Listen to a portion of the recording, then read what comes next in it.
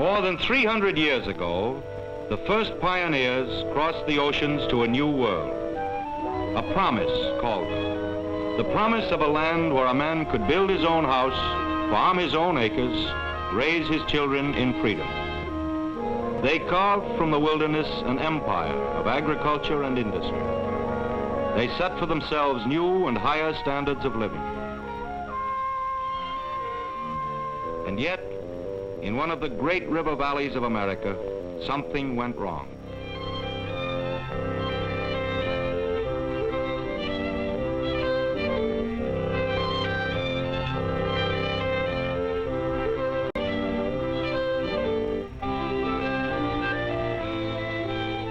In the Tennessee Valley, 3 centuries later, the descendants of the pioneers were a neglected people, living in a ruined land.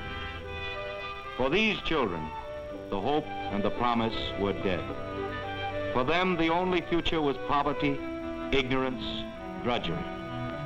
The struggle to scratch a bare living from the reluctant soil.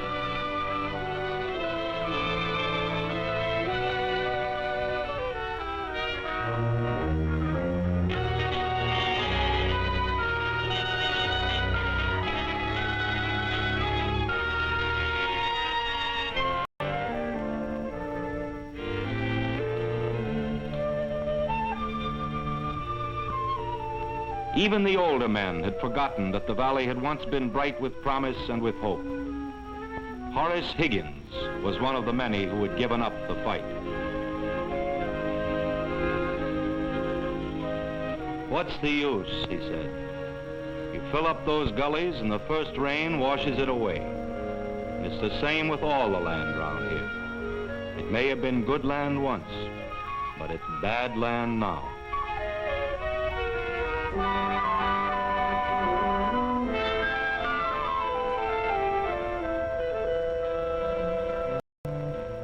Bad land, hopeless land? Henry Clark wondered. Erosion, the scientists call it, the eating away of the soil, a destruction which began innocently when the early settlers cut down the forests, when the farmers, out of ignorance, plowed straight furrows down the hillsides.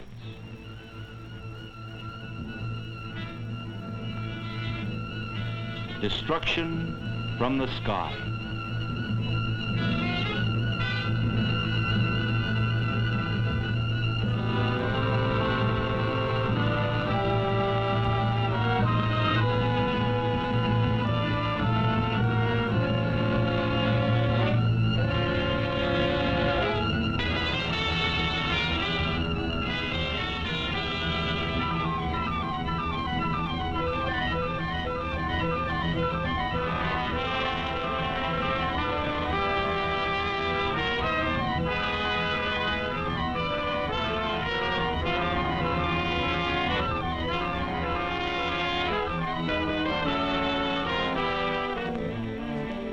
This is the way it was, year after year, in a forgotten part of the United States. This was the havoc caused by greed and neglect, and men working alone and unaided against the forces of nature. Farms, towns, industries smashed, hundreds drowned, thousands made homeless. The energies of the river running to waste, the energies of the people, too. Henry Clark's trouble was the trouble of 3 million Americans in the Tennessee Valley. It became the direct concern of 130 million Americans in the 48 states, a challenge to democracy and its ability to care for its own. The valley of the Tennessee River lies in the southeastern United States. It covers an area of 40,000 square miles, nearly as large as England. It was a problem of reconstruction, reconstruction of land, reconstruction of people. Democracy met the test. It found the men to supervise the job.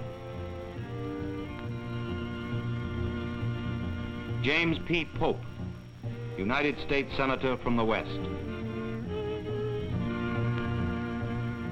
Harcourt Morgan, president of the University of Tennessee, who had worked out an agricultural program for the whole area. David Lilienthal, administrator and champion of legislation for cooperative electric power. George Norris, a great American statesman, who long had dreamed of regional planning, of setting up a national experiment in one region which could serve as a yardstick for every region. This was the plan, to chain the river through a series of giant dams, checking the floods. To open it to navigation from its mouth to its headwaters.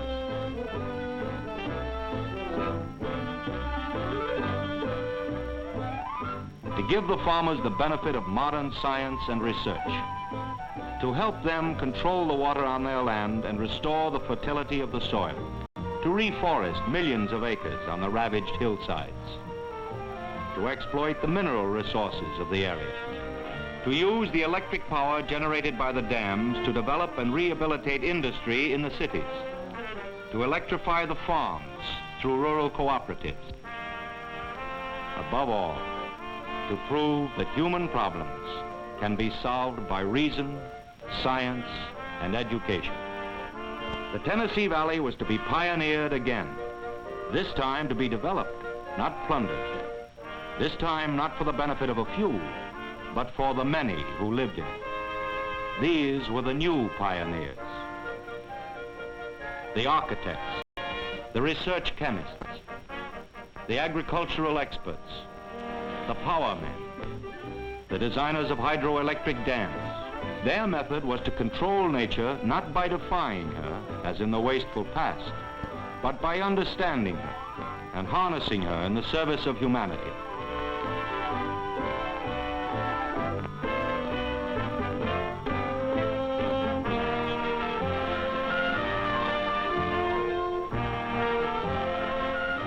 In May 1933, a new chapter was written in American public policy when the plan was brought before the representatives of the people in Congress.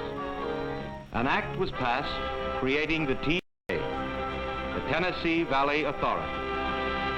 President Roosevelt told the nation that the project would set an example of planning not for this generation alone, but for all the generations to come. Then things began to happen in the valley.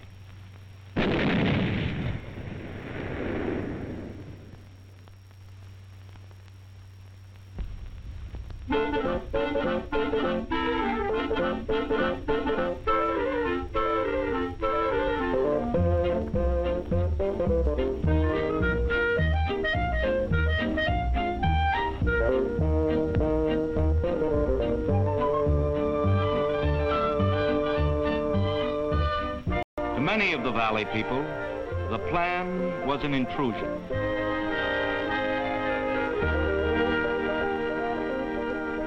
Years of isolation, ignorance, and bigotry die hard. They said, let the government men do things with machines over the mountain.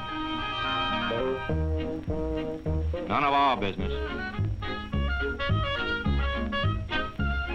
But youth was more inquisitive, and the pioneer spirit was still alive. Over the mountain was something new, big, exciting.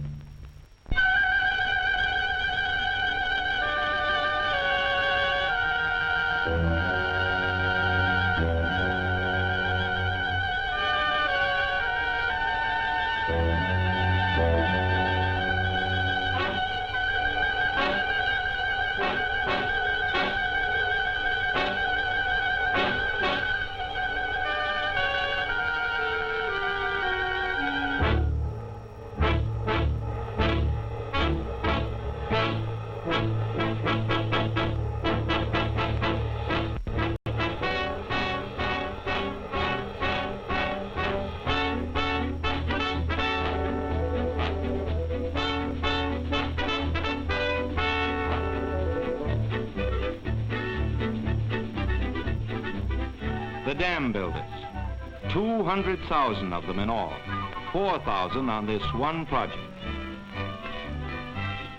Valley farmers and miners, mountaineers and city workers. To them, this was more than a job. They had a stake in what they were doing. They were building for themselves and for their children, for the future of the valley.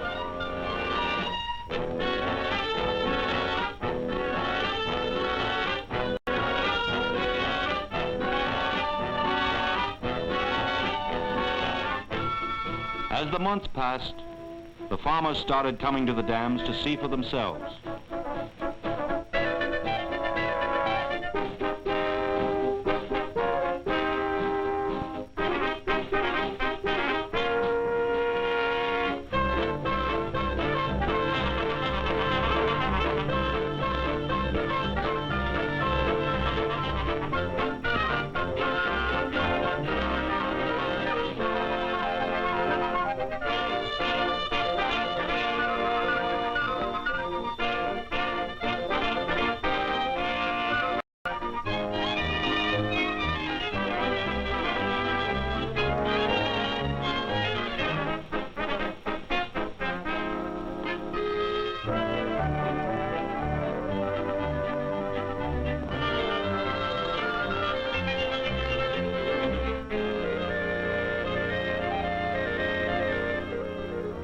They were impressed by the magnitude of the work. But even the open-minded ones, like Henry Clark, couldn't understand at first just what it all had to do with them.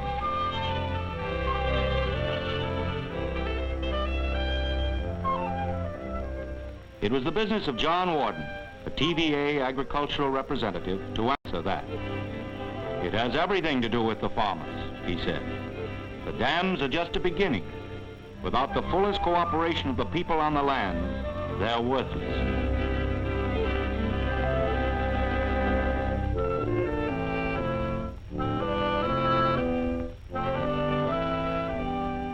There were small meetings up and down the valley. John Warden told the farmers, 10 inches of topsoil supports all the life on earth. Every drop of rain that falls on your fields carries away a bit of this soil.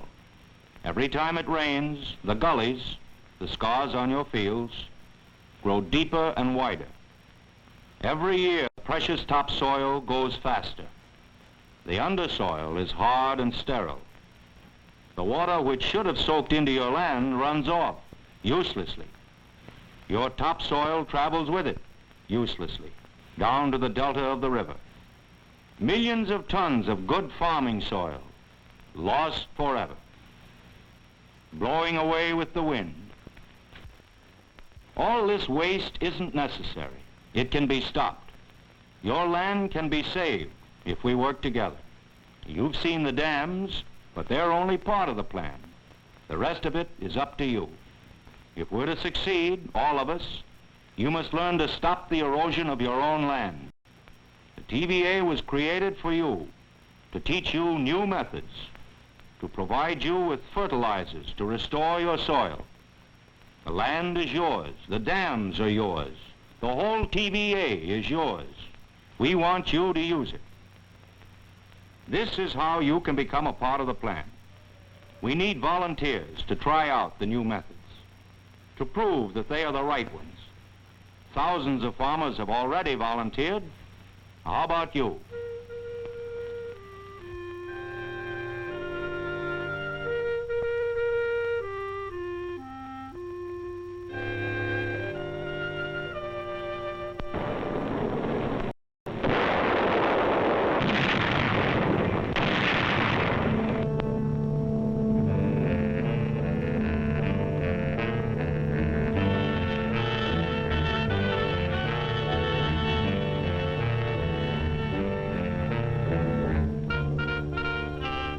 It isn't easy for men bound by habit and tradition to change their whole way of thinking.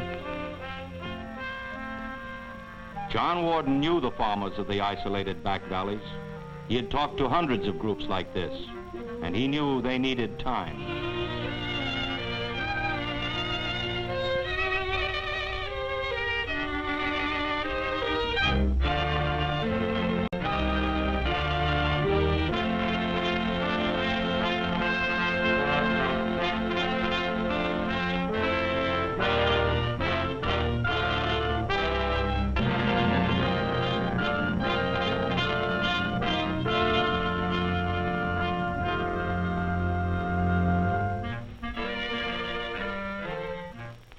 Signing with the TVA, Henry Clark became what was called a test demonstration farmer.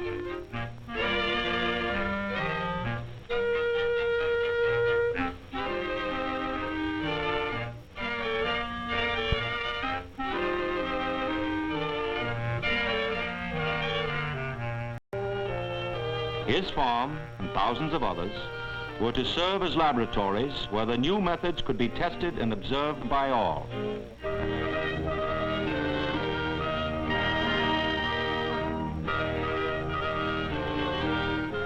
Using a terracer made available by the TVA, John Warden showed Henry the principles of contour farming.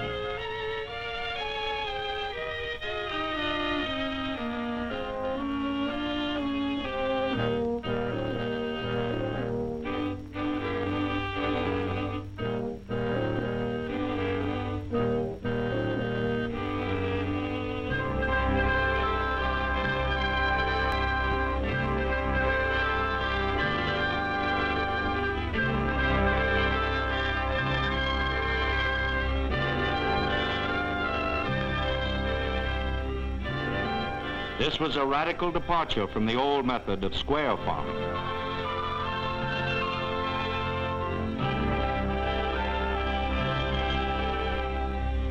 Plowing by contour, Henry learned to follow the curve of the land.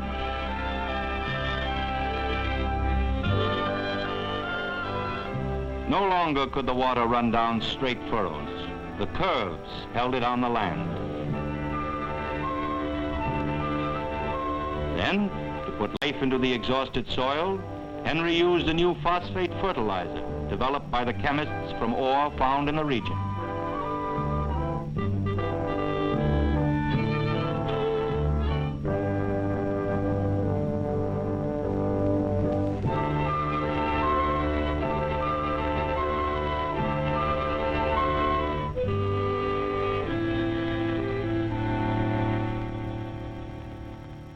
The first season, Henry's chief crop was clover.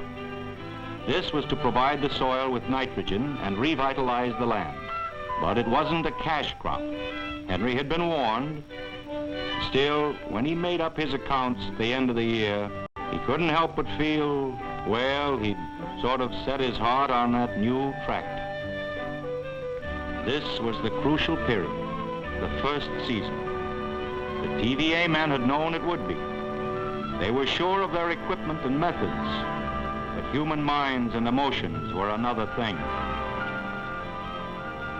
It was a hard decision for Henry Clark whether he should go on. But he was the descendant of pioneers, of men who had taken a chance, and who had known that their salvation lay in cooperation. The old spirit of the pioneers was reawakened.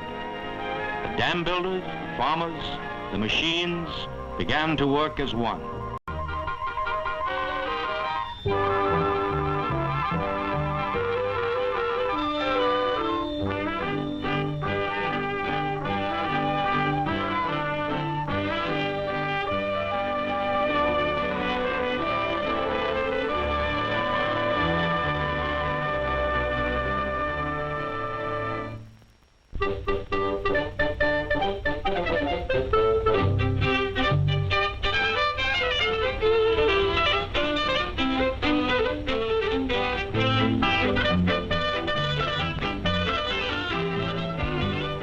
By the next year, there were results.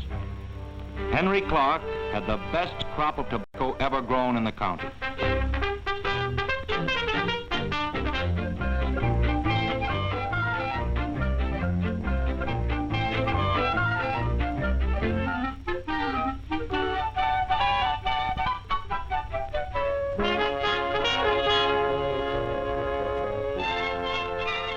He was sending substantial quantities of food to market and giving his neighbors plenty of food for thought. They came to see the new fertilizer, the new methods, and the student became a teacher. In the Tennessee Valley that year, 30,000 other demonstration farmers became teachers too. For the next year's harvest, Henry and his neighbors had a threshing machine, especially designed by the TVA experts for this valley. Each group of farmers had a machine. Each farmer had an equal right to its use. No longer was it one man alone against the drought and the flood. For the first time, they were acting together, cooperatively, for a common purpose. And even more important, a change was beginning to come into their thinking. For the first time, they were thinking in terms of each other, what they could accomplish together by working together. With new machinery, new methods, with a definite plan to follow, a plan that embraced them all, the farmers worked and the land responded.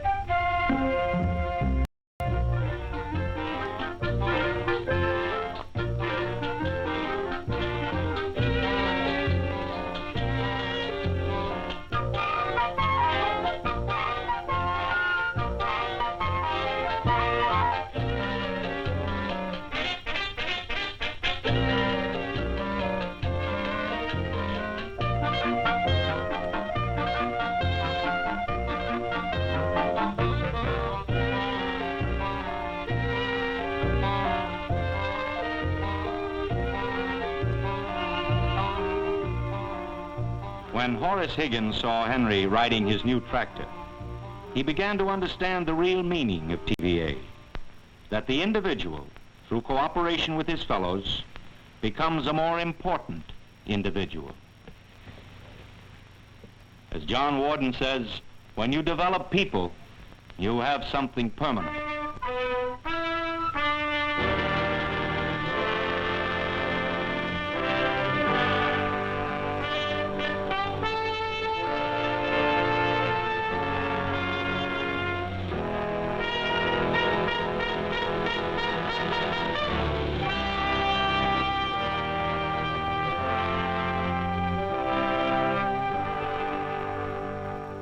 The development of people is the first concern of a democracy. In school, the children learn how to use the things that were built for them. They learn how the dams work. Up in the mountains on the tributary streams, high dams back up reservoirs against the time of drought, releasing the water when it is needed, holding it in check when the rains come. Down the Tennessee River itself, wide dams control the water step by step. Instead of the alternate floods and drought, water can now be dispatched as trains are dispatched on a railroad system.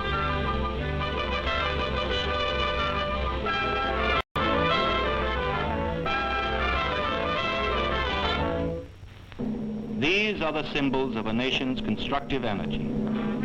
Douglas, Guntersville, Cherokee, Wilson, Pickwick Landing, Chickamauga, Hiwassee, Fontana, Hales Bar, Watts Bar, Fort Loudon, Wheeler, Appalachia, Norris. Built for and owned by the people of the United States.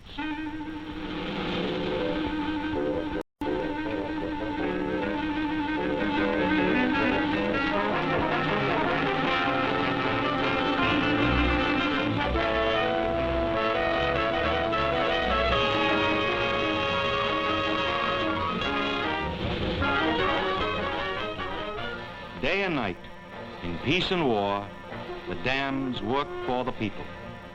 Power for the factories, power for new industry, power to run 1 million machines, turning out aircraft, tractors, textiles, engines, shoes, fertilizer, aluminum.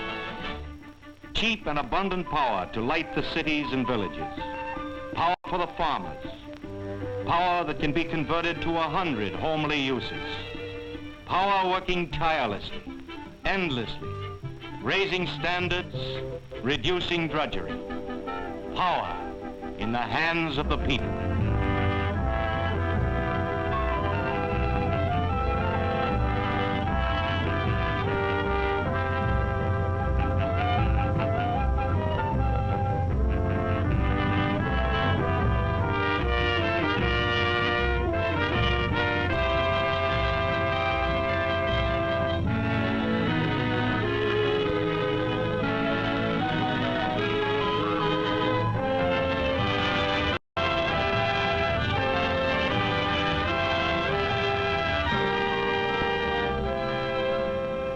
The children of the Tennessee Valley have recaptured the hope of their grandfathers.